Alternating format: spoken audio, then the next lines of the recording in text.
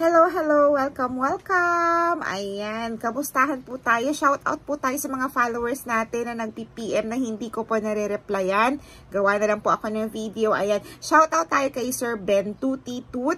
Ang kanyang question, ayan po ang Hello, sir. Ayan, may personal question po siya. Hello po, good morning. May tanong po ako regarding sa atheromatous aorta. If may symptoms po kayo like chest pain or shortness of breath, thank you po.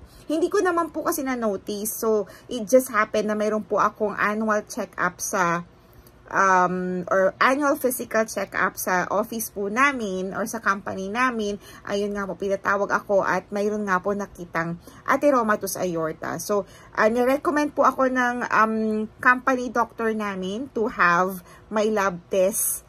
Lahat po ng test ulit, i-recheck. At naghanap po ako ng cardiologist. Ayun nga, so for second opinion. So, naresetahan tayo ng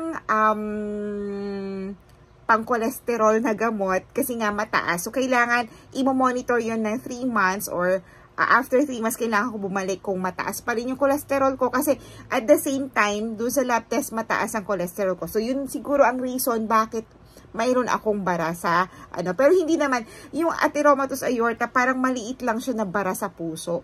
So pero yun nga po, dapat ingat tayo.